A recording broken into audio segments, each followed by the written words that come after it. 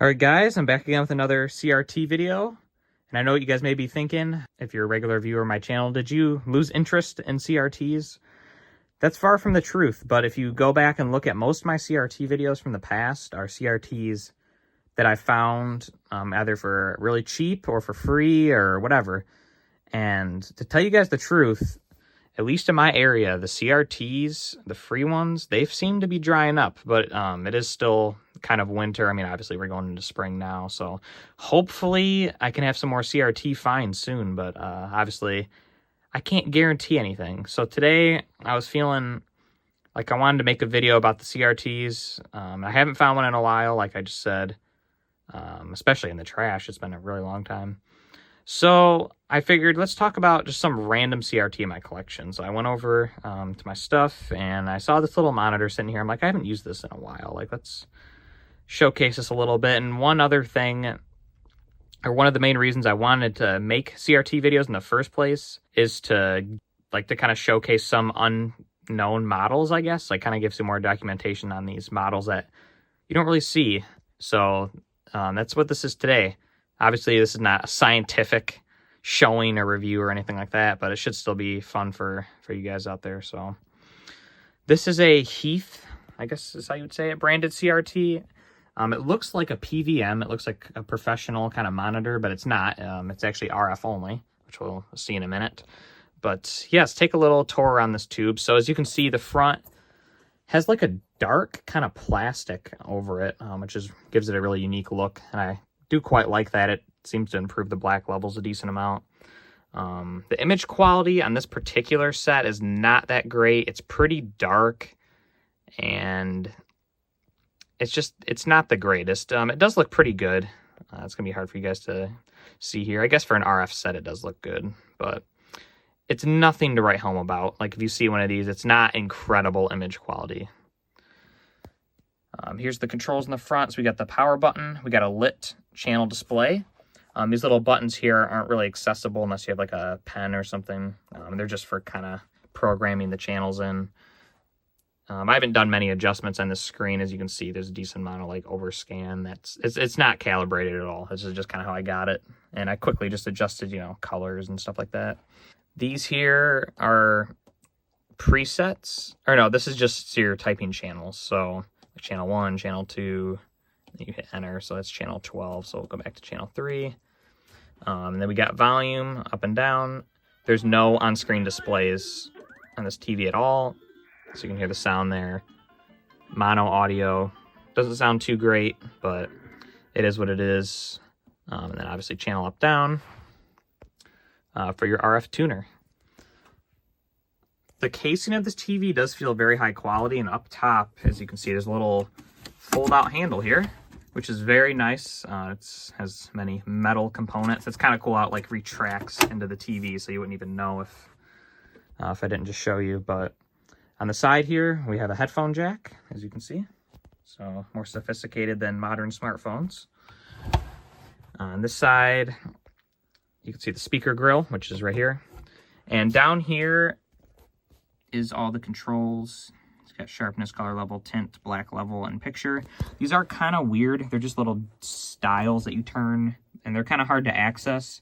When I first got this TV, I was really confused because all these were pulled out and they didn't move, and I actually had to open the TV to pull them back out properly, so kind of a weird setup there. I'm not super fond of the controls. Here's the back. Nothing too special here. So here's your RF connection, and there's an antenna that clips on. Actually, I think I have it. Let me go look. Found the antenna. For some reason I thought it was one that slides into here, but it's not. It actually has a broken clip, which is why it fell off. I forgot, but see, it just hits into place here, and then the antenna just clips in right there. So, and this one actually has one of these adapters on it, which it looks like you need for this set. And then you would attach this other fork to this. So kind of a weird setup there, but either way, here's, I mean, not like you're going to be using that anymore, but here's the model number. So GR-9009. Yeah. And just some other information stickers in the back. Pretty cool. And then here's the plug. I call this an RCA plug because I see some old RCA TVs that have this. Kind of a weird design, but I believe only 2 of the pins are used in this. Yeah, you can see just those top 2 pins. You can't really see. Just these top 2 pins are in use, and these other ones, I believe, are for like a battery pack you could connect to it. But they're just unpopulated, just in the standard power cord, but that's why there's extra pins. And then on this side, there's nothing to see other than a lot of cooling vents. One thing I did notice about this TV is that it runs really hot. Like when I've let this thing run for a while, it'll get pretty hot on top of these vents. So you definitely, if you have one of these, I would recommend keeping this in a well-ventilated area. Maybe it's just my particular one, but for me, it's been running really hot. So you can see, well, you probably can't see it. There's a little bit of a purity issue in the corner here. Let's pull up some test patterns and just so you guys can kind of see how this TV in particular looks. All right, now we're loaded in the 240p test suite. I'm sorry for the scrolling image, guys. But as you can see, this TV suffers from the wrinkling effect, I call it, when you turn the brightness all the way up. And this TV, at least mine, you basically have to have the brightness all the way up. And that's probably because of this dark plastic coating over the screen, as also it helps for recording. But as you can see, if I can focus it here, if I turn the brightness down, you can see that effect goes away. So it probably needs a recap, and probably at least needs a recap. Probably other things too. But for a RF signal, you can see this is very sharp and very nice in the grand scheme of things. So I'm sorry for the flickering. I'm trying to stop it, but it won't stop. So let's do the grid pattern. And yeah, you can also see the purity issues. You know, those squares are a little green. We'll get a better look at that in a minute. This TV does not have degauss. So when you turn it off, turn it on, there's no degaussing going on, which is really annoying. I hate TVs that don't have built-in degauss. You can see my picture is pretty off-center here, but if we turn the brightness down, it actually is a really nice grid, besides being off-centered. You can see it's pretty straight and honestly really uniform. So it's just a shame that I have to have the brightness so high. I mean, maybe this is like a good compromise. Let's go back and see how that looks. It's still super dark. It looks better on camera, actually. In person, it's just too dark. Like you'd want to be maybe right here in person. Which that does look better, but still definitely a little bit of wrinkling up there. So you can see the convergence here is pretty good. Definitely some separation, blue and red up here at the top. It's actually pretty bad in this upper left corner, but the center of the screen's perfect pretty much. And the bottom of the screen's pretty much perfect, but yeah, this upper section definitely has a little bit of convergence issues. Let's see if we can get a good look at those purity issues. I'm still getting used to this Wii version of the 240p test suite. So here's our white screen. You can see it a little bit. Black, red, yeah, red, you can really see it. So see all the green down there? Yeah, so this needs to be, I need a degaussing coil, and then you can see the blue a little bit down there, and that's a little red down there. So yeah, it needs a little bit of degaussing. It's not super noticeable during gameplay, and I don't use this TV anyway. It's just kind of want to have in my collection.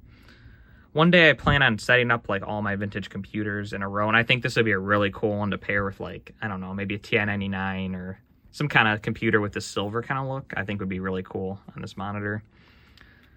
And oh yeah, I didn't mention, I believe this is a 9-inch display. Let's get a tape measure. Yeah, I just measured it off camera, and it is a 9-inch display. So pretty small, really portable. You don't see these too much. Normally these kind of TVs like this are a 13-inch. So pretty unique in that way too, I guess. Is there anything else we should look at? Let's look at this. You can see some of our colors are a little weak here. I think this is a pretty high hour set. Like you can see the greens kind of tampering away. I mean, that probably could be adjusted inside. But I've not spent the time to do it on the set, and I think it looks good enough just to use it as is. As I've stated before in a lot of these videos, I'm not like a super perfectionist when it comes to CRTs. I feel like it's part of the experience to have it. They're a little not perfect, you know. It doesn't feel right to me when it's like perfect. You got to have these, you know, the little wrinkles up here that adds character. So what do I think of this monitor, or TV rather? It only has RF. I think it's cool looking. I don't think it's that cool to use. It's decent, don't get me wrong. For an RF signal, there's very little RF interference here. So it must be very well shielded. And I do think it is well made. I just think this particular one's had some use over the years. But anyway, thanks so much for watching, guys. If you see one of these TVs for cheap, just get it because it's a 9-inch. It's cool and just in that way, and the look of it is cool. Like, if you can get this thing for 20 bucks, sure.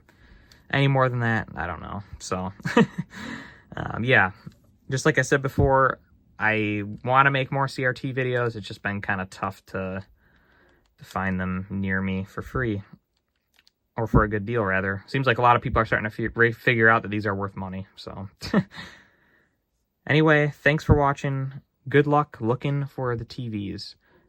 The deals are still out there, even if they may be harder to find. Bye, guys.